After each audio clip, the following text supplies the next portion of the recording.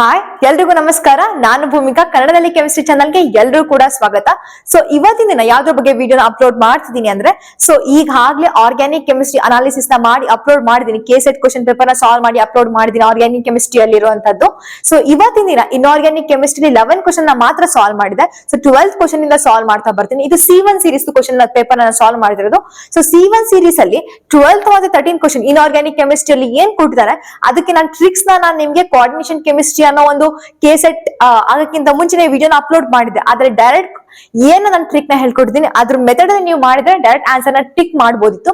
So ಹಾಗಾದ್ರೆ 12th ಮತ್ತೆ 13th question ಆಗಿರ್ಲಿ ಅಥವಾ ಪ್ರತಿಯೊಂದನ್ನು ಕೂಡ ಕ್ವಶನ್ ನೋಡ್ತಾ ಬರೋಣ, ಹಾಗೆ ಸಾಲ್ವ್ ಮಾಡ್ತಾನು ಕೂಡ ಬರೋಣ.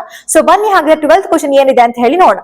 ಅದಕ್ಕಿಂತ ಮುಂಚೆ ನೀವು ನಮ್ಮ ಚಾನಲ್ ಗೆ ಸಬ್ಸ್ಕ್ರೈಬ್ ಆಗಿಲ್ಲ ಅಂದ್ರೆ ಬೇಗ ಸಬ್ಸ್ಕ್ರೈಬ್ ಆಗಿ, ಯಾಕಂದ್ರೆ ಬಹಳಷ್ಟು ಈಸಿ ಟ್ರಿಕ್ಸ್ ಗಳನ್ನ ಹೇಳ್ಕೊಡ್ತಾ ಹೋಗ್ತೀನಿ. ಜೊತೆಗೆ ಪ್ರತಿಯೊಂದನ್ನು ಕೂಡ ನಾನು ಇನ್ ಡೀಟೇಲ್ ಆಗಿ ನಿಮ್ಗೆ ಹೇಳ್ಕೊಡ್ತಾ ಬರ್ತೀನಿ. ಸೊ ಹಾಗಾದ್ರೆ 12th ಕ್ವಶನ್ ನೋಡ್ತಾ ಬರೋಣ ಬನ್ನಿ. ಸೊ ಕ್ವಶನ್ ಏನಂತ ಹೇಳಿ ಕೊಡ್ತಾರೆ.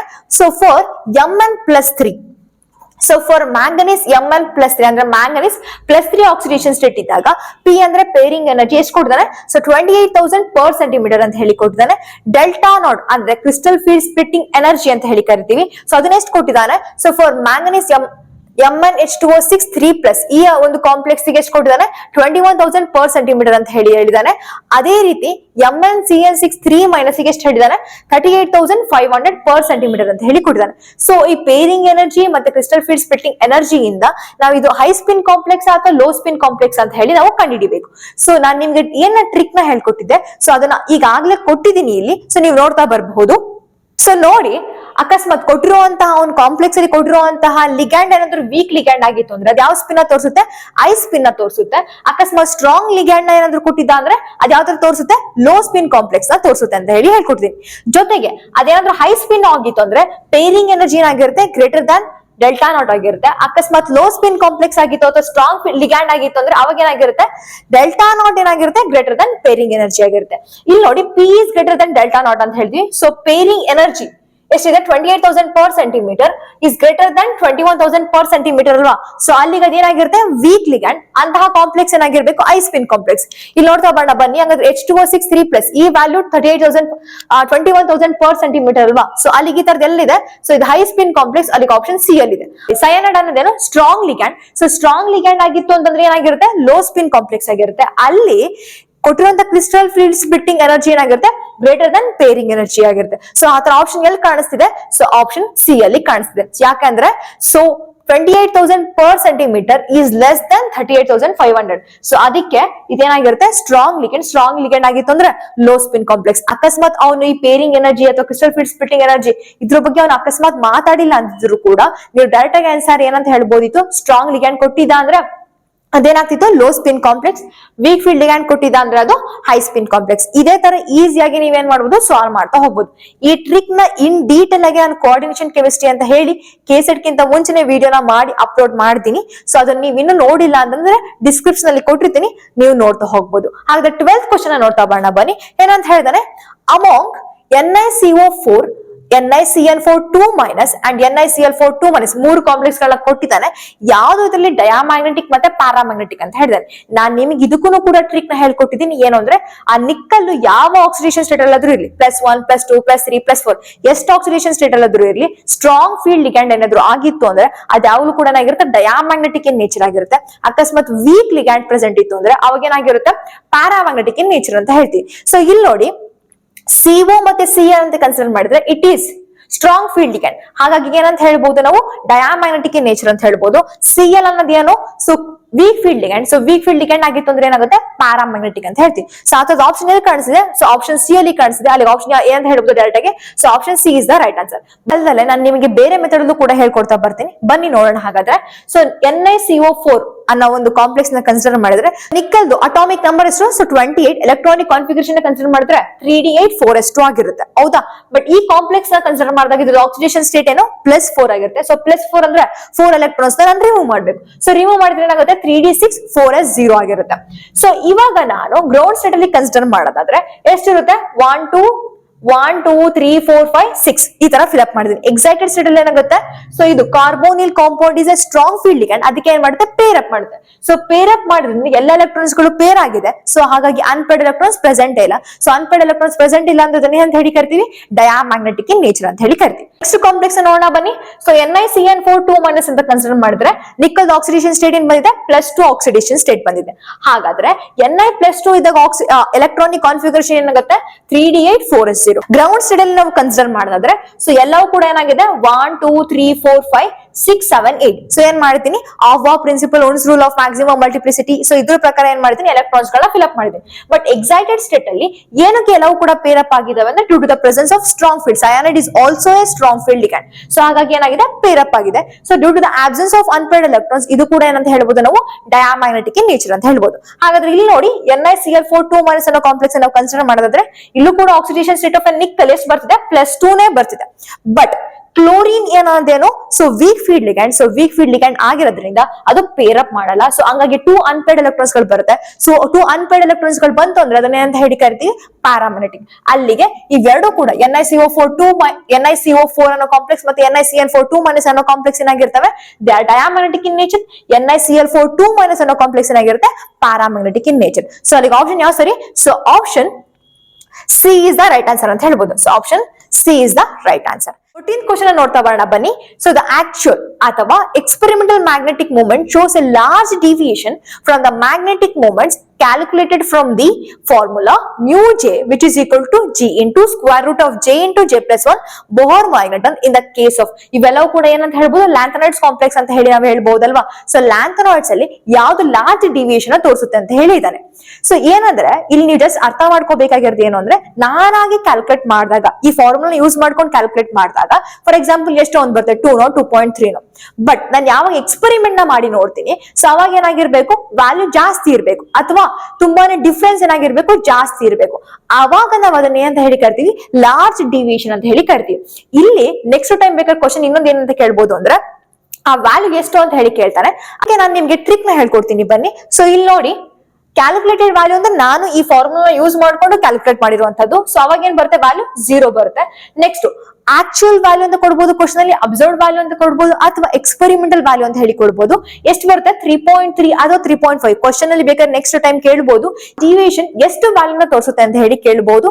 ಎಷ್ಟಿರುತ್ತೆ 3.3 ನ 3.5 ಬೋಹರ್ ಮ್ಯಾಗ್ನೆಟನ್ ಇರುತ್ತೆ. ನೆಕ್ಸ್ಟ್ SM+3 ಈ ಸಲ EU+3 ನ ಕೇಳಿದಾನೆ. ನೆಕ್ಸ್ಟ್ ಟೈಮ್ SM+3 ಕೂಡ ಕೇಳ್ಬೋದು.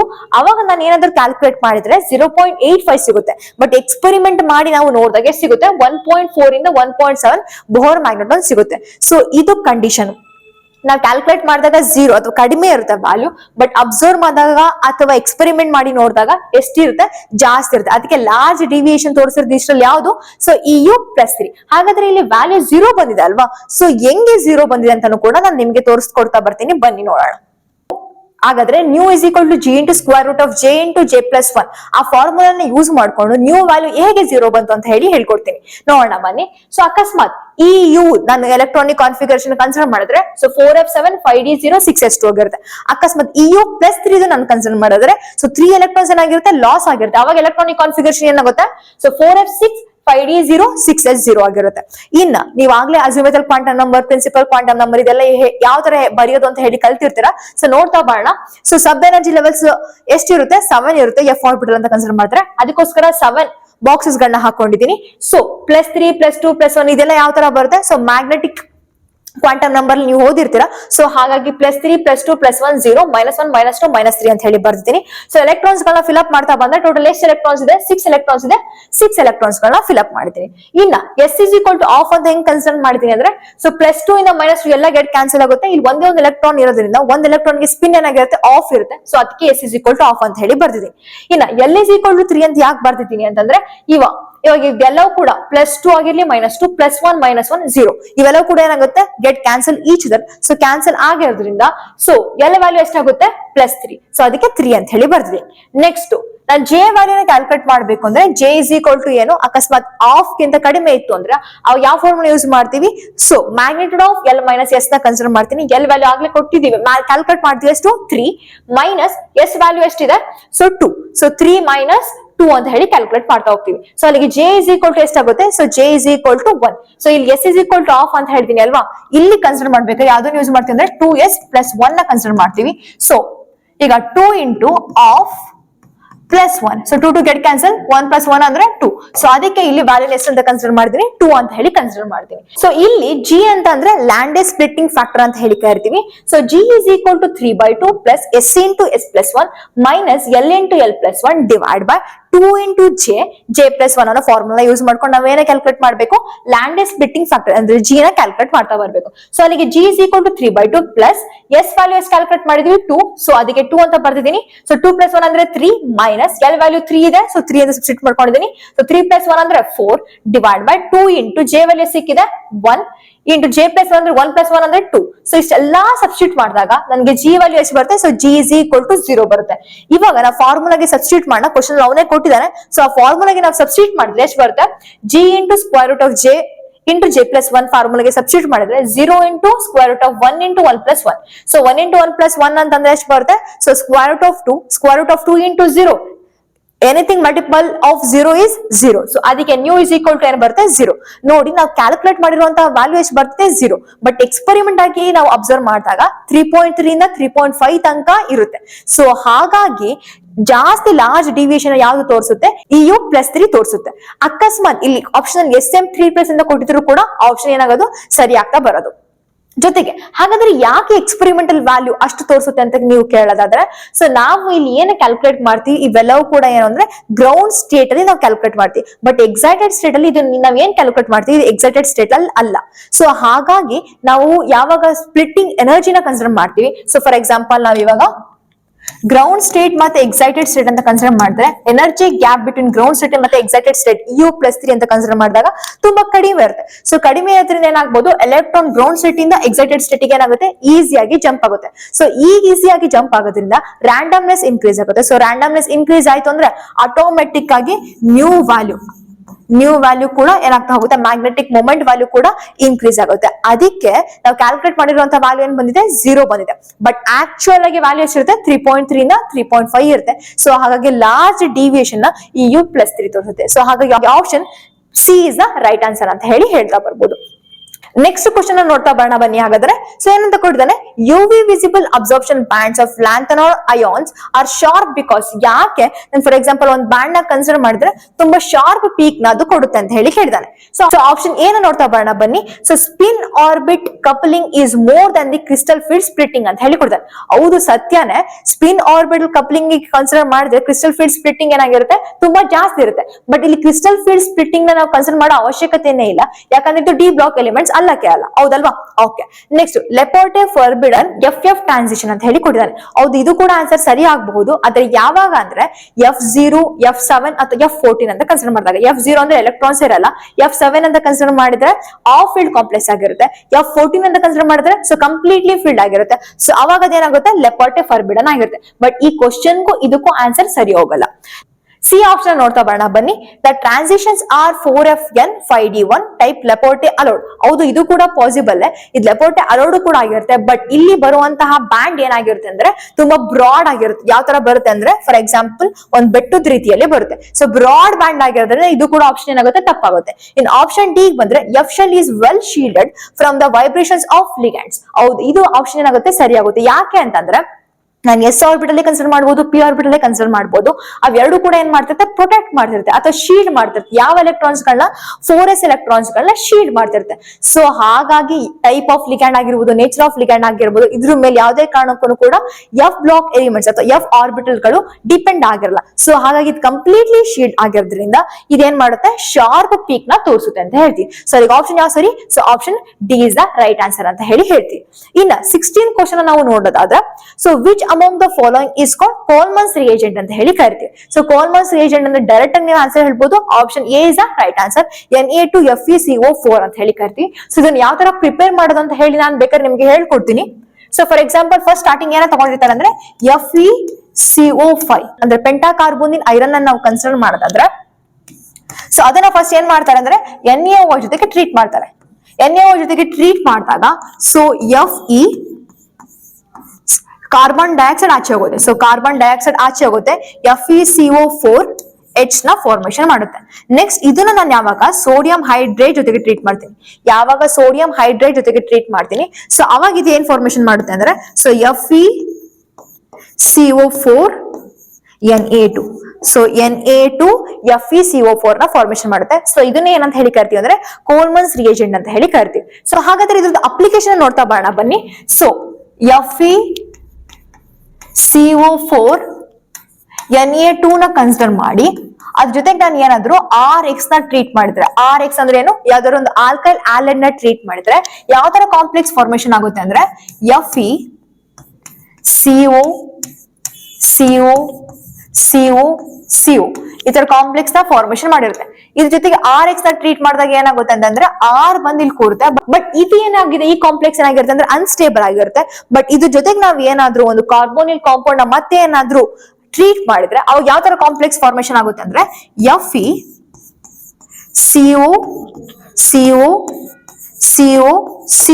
ಈ R ಅಲ್ಲೇ ಇರಲ್ಲ, ಈ R ಏನಾಗುತ್ತೆ ಮೈಗ್ರೇಷನ್ ಆಗುತ್ತೆ, ಬರುವಂತಹ CO ಏನಾಗುತ್ತೆ ಮೇಲ್ಗಡೆ ಕುತ್ಕೊಂಡು ಇದ್ರ ಮೇಲ್ ಬಂದ್ R ಕುತ್ಕೊಳ್ಳುತ್ತೆ. ಸೊ ಈ ತರ ಕಾಂಪ್ಲೆಕ್ಸ್ ನ ಫಾರ್ಮೇಶನ್ ಆಗುತ್ತೆ. ಈ ಕಾಂಪ್ಲೆಕ್ಸ್ ಇಂದ ಬಹಳಷ್ಟು ಅಪ್ಲಿಕೇಶನ್ಸ್ ಗಳಿದೆ.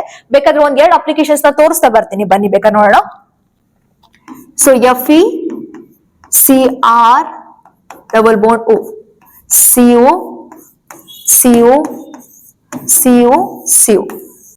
ಓಕೆ, ಇದ್ರದ್ದು ಅಪ್ಲಿಕೇಶನ್ ನಾವು ನೋಡ್ತಾ ಬರೋಣ ಬನ್ನಿ. ಈಗ ನಾನು RCO ಮಾತ್ರ ಈ ಜಾಗ ಮಾತ್ರ ಕನ್ಸಿಡರ್ ಮಾಡ್ತೀನಿ. ಅಕಸ್ಮಾತ್ ಇನ್ನೊಂದು ನಾನು ಏನ್ ಮಾಡೋಣ, RX ನ ಸೆಂಡ್ ಮಾಡ್ತೀನಿ ಅಂತ ಅನ್ಕೊಳ್ಳಿ. ಇನ್ನೊಂದು RX ನ ನಾನು ಸೆಂಡ್ ಮಾಡಿದ್ರೆ ಅಥವಾ ಟ್ರೀಟ್ ಮಾಡಿದ್ರೆ ಅವಾಗ ಏನ್ ಫಾರ್ಮೇಶನ್ ಆಗುತ್ತೆ, so Cr double bond O Cl formation ಆಗುತ್ತೆ. ಅಥವಾ X ಅಂತ ಹೇಳಿ ಕೂಡ ಕನ್ಸಿಡರ್ ಮಾಡಬಹುದು. ಇಲ್ಲಿ X ಅಂದ್ರೆ Cl ನ ಕನ್ಸಿಡರ್ ಮಾಡ್ತೀನಿ, RCO Cl ನ ಫಾರ್ಮೇಶನ್ ಆಗುತ್ತೆ. ನೆಕ್ಸ್ಟ್ ಅಕಸ್ಮಾತ್ ನಾನು ಏನಾದ್ರೂ H ಪ್ಲಸ್ ಜೊತೆಗೆ ಟ್ರೀಟ್ ಮಾಡ್ತೀನಿ ಅಂದ್ರೆ ಅವಾಗ ಏನ್ ಫಾರ್ಮೇಶನ್ ಆಗುತ್ತೆ, RC double bond O H formation ಆಗುತ್ತೆ. ಅಂದ್ರೆ ಏನಂತ ಹೇಳ್ಬೋದು, ಆಲ್ಡಿಹೈಡ್ ಫಾರ್ಮೇಶನ್ ಆಗುತ್ತೆ.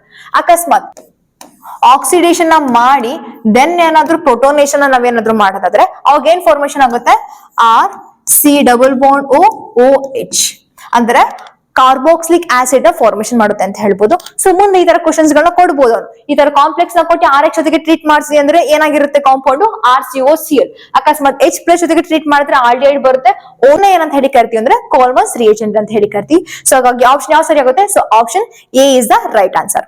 ಸೊ ನೆಕ್ಸ್ಟ್ ಕ್ವಶನ್ ನೋಡ್ತಾ ಬರೋಣ ಬನ್ನಿ. So which one of the following compound will be most likely to undergo reductive elimination of ethane ಅಂತ ಹೇಳಿ ಕೊಟ್ಟಿದ್ದಾನೆ. ಸೊ ರಿಡಕ್ಟಿವ್ ಎಲಿಮಿನೇಷನ್ ಆಗ್ಬೇಕು ಅಂದ್ರೆ ಒಂದಷ್ಟು ಕಂಡೀಷನ್ಸ್ ಗಳಿದೆ, ಅದನ್ನ ಹೇಳ್ತಾ ಬರ್ತೀನಿ. ಸೊ ರಿಡಕ್ಟಿವ್ ಎಲಿಮಿನೇಷನ್ ಆಗ್ಬೇಕು ಅಂತಂದ್ರೆ ಕೊಟ್ಟಿರುವಂತಹ ಕಾಂಪ್ಲೆಕ್ಸ್ ಅಲ್ಲಿ 2 ಆಟಮ್ಸ್ ಗಳು ಏನಾಗಿರ್ಬೇಕು ಅಂದ್ರೆ ಸಿಸ್ ಪೊಸಿಷನ್ ಇರಬೇಕು, ಅಂದ್ರೆ ಸೇಮ್ ಪೊಸಿಷನ್ಸ್ ಅಲ್ಲಿ ಇರಬೇಕು. ನೆಕ್ಸ್ಟ್ ಅಕಸ್ಮಾತ್ ಏನಾದ್ರು ಆಕ್ಸಿಡೇಟಿವ್ ಎಲಿಮಿನೇಷನ್ ಆಗ್ಬೇಕು ಅಂದ್ರೆ ಅದು ಟ್ರಾನ್ಸ್ ಪೊಸಿಷನ್ ಇರಬೇಕು ಅಂತ ಹೇಳ್ತೀವಿ.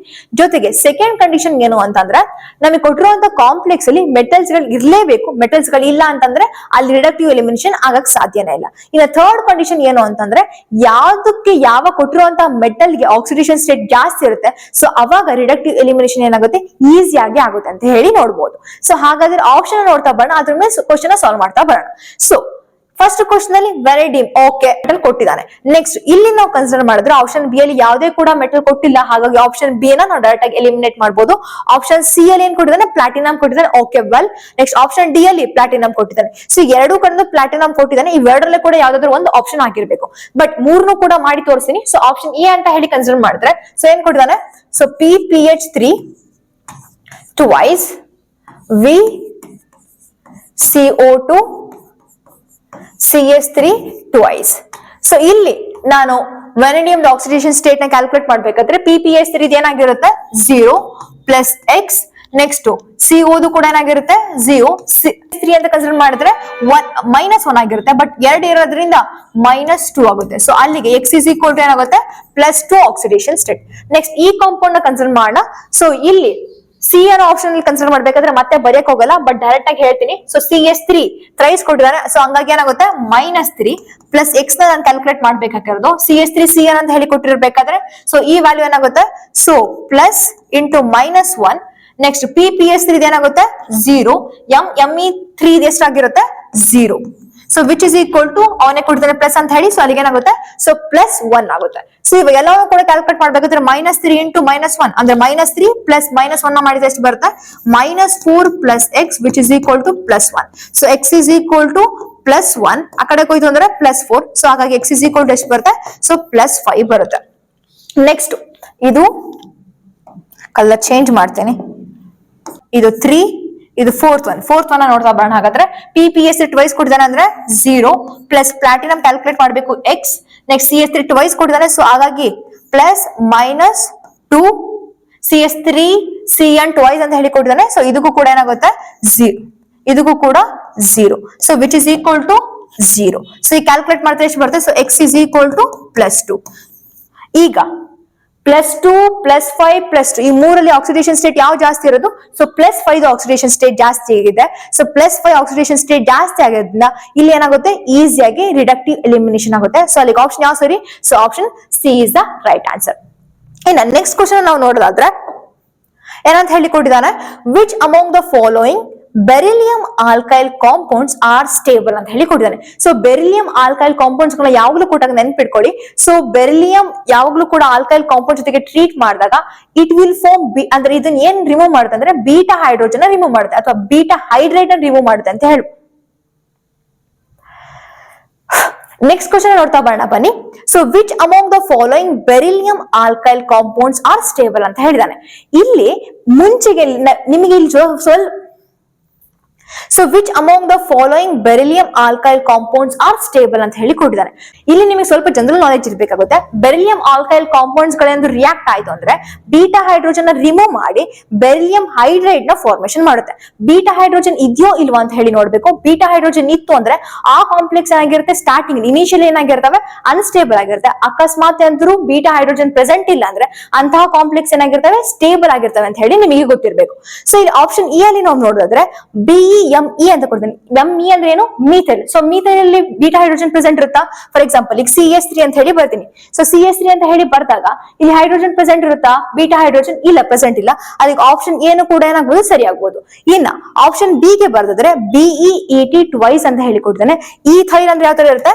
CH3 ಬಾಂಡ್ CH2 ಅಂತ ಹೇಳಿ ಕನ್ಸಿಡರ್ ಮಾಡಿದ್ದಾರೆ. ಇಲ್ಲಿ ಬೀಟಾ ಹೈಡ್ರೋಜನ್ ಪ್ರೆಸೆಂಟ್ ಇರುತ್ತಾ? ಪ್ರೆಸೆಂಟ್ ಇಲ್ವೋ? ಪ್ರೆಸೆಂಟ್ ಇರುತ್ತೆ. ಇದನ್ನ ಆಲ್ಫಾ ಅಂತ ಹೇಳಿ ಕರಿತೀವಿ, ಇದನ್ನ ಬೀಟಾ ಅಂತ ಹೇಳಿ ಕರಿತೀವಿ. ಸೊ ಅಲ್ಲಿ ಬೀಟಾ ಹೈಡ್ರೋಜನ್ ಪ್ರೆಸೆಂಟ್ ಇರುತ್ತಾ? ಪ್ರೆಸೆಂಟ್ ಇರುತ್ತೆ. ಬಟ್ ಇದೇನಾಗಿರುತ್ತೆ? ಅನ್ಸ್ಟೇಬಲ್ ಆಗಿರುತ್ತೆ ಇನಿಷಿಯಲ್ ಅಲ್ಲಿ. ನೆಕ್ಸ್ಟ್ BeBu ಪ್ಲಸ್ ಅಂತ ಹೇಳಿ ಕೊಡ್ತೇನೆ. BU ಪ್ಲಸ್ ಅಲ್ಲ, ಅದು T ಆಗ್ಬೇಕು. ಅರ್ಥ ಟರ್ಷರಿ ಬ್ಯೂಟೈಲ್ ಅಂತ ಹೇಳಿ. ಸೊ ಟರ್ಷರಿ ಬ್ಯೂಟೈಲ್ ಅಲ್ಲಿ ಬೀಟಾ ಹೈಡ್ರೋಜನ್ ಪ್ರೆಸೆಂಟ್ ಇರುತ್ತಾ? ಎಸ್, ಪ್ರೆಸೆಂಟ್ ಇರುತ್ತೆ. ಫಾರ್ ಎಕ್ಸಾಂಪಲ್ ಈ ತರ ಕನ್ಸಿಡರ್ ಮಾಡೋಣ. ಓಕೆ, ಪ್ರೆಸೆಂಟ್ ಇರುತ್ತಾ? 1 2 3 ಪ್ರೆಸೆಂಟ್ ಇರುತ್ತೆ ಅಲ್ವಾ? ಸೊ ಫಾರ್ ಎಕ್ಸಾಂಪಲ್ ಇಲ್ಲಿಗೆ ಬೆರಿಲಿಯಂ ಅಟ್ಯಾಕ್ ಆಗಿತ್ತು ಅಂದ್ರೆ ಸೊ ಸೆಕೆಂಡ್ ಪೊಸಿಷನ್ ಏನ್ ಪ್ರೆಸೆಂಟ್ ಇದೆ? ಸೊ ಬೀಟಾ ಹೈಡ್ರೋಜನ್ ಪ್ರೆಸೆಂಟ್ ಇದೆ. ಸೊ ಹಾಗಾಗಿ ಆಪ್ಷನ್ ಸಿ ಏನಾಗುತ್ತೆ? ತಪ್ಪಾಗುತ್ತೆ. ನೆಕ್ಸ್ಟ್ ಫೋರ್ತ್ ಆಪ್ಷನ್ ಕನ್ಸಿಡರ್ ಮಾಡಿದ್ರೆ ಸೊ BeCH2Bu ಪ್ಲಸ್ ಅಂತ ಹೇಳಿ ಕೊಟ್ಟಿದ್ದಾರೆ. ಅಂದ್ರೆ ಇದ್ರ ಜೊತೆಗೆ ಈಗ ಅದೇ ತರ ಕಾಂಪ್ಲೆಕ್ಸ್ BeC, ಇಲ್ಲಿ ಸಿ ಕಾಂಪ್ಲೆಕ್ಸ್ ಇದೆ. ಈ ಕಾಂಪೌಂಡ್ ಅಲ್ಲಿ ಎಲ್ಲದೂ ಹೈಡ್ರೋಜನ್ ಪ್ರೆಸೆಂಟ್ ಇದೆಯಾ? ಪ್ರೆಸೆಂಟ್ ಇಲ್ಲ. ಹಾಗಾಗಿ ಇನಿಷಿಯಲ್ ಅಲ್ಲಿ ಅದೇನಾಗಿರುತ್ತೆ? ಸೊ ಸ್ಟೇಬಲ್ ಆಗಿರುತ್ತೆ ಅಂತ ಹೇಳ್ತೀವಿ. ಆಪ್ಷನ್ ಯಾವ ಸರಿ ಇದೆ? ಸೊ 1 ಮತ್ತೆ 4 ಇರುವಂತ ಆಪ್ಷನ್ ಏನಾಗಿರುತ್ತೆ? ಸರಿ ಆಗಿರುತ್ತೆ. ಸೊ ಅದಕ್ಕೆ ಆಪ್ಷನ್ ಯಾವ ಸರಿ? So option A is the right answer. So ಈ ತರ ಬಹಳಷ್ಟು ವಿಡಿಯೋಸ್ ಗಳನ್ನ ಅಪ್ಲೋಡ್ ಮಾಡ್ತಿರ್ತೀನಿ. ಇನ್ನು ಉಳಿದಿರುವಂತಹ ಇನ್ಆರ್ಗ್ಯಾನಿಕ್ ಕ್ವಶನ್ಸ್ ಗಳ ಅನಾಲಿಸಿಸ್ ನ ನೆಕ್ಸ್ಟ್ ವಿಡಿಯೋಲಿ ಅಪ್ಲೋಡ್ ಮಾಡ್ತಾ ಹೋಗ್ತೀನಿ. ಸೊ ಈ ವಿಡಿಯೋ ಏನಾದ್ರು ನಿಮ್ಗೆ ಇಷ್ಟ ಆಗಿತ್ತು ಅಂತಂದ್ರೆ ಲೈಕ್ ಮಾಡಿ, ಶೇರ್ ಮಾಡಿ. ಅದೇ ತರ ಸಬ್ಸ್ಕ್ರೈಬ್ ಆಗಿಲ್ಲ ಅಂದ್ರೆ ಬೇಗ ಸಬ್ಸ್ಕ್ರೈಬ್ ಆಗಿ. Thank you so much.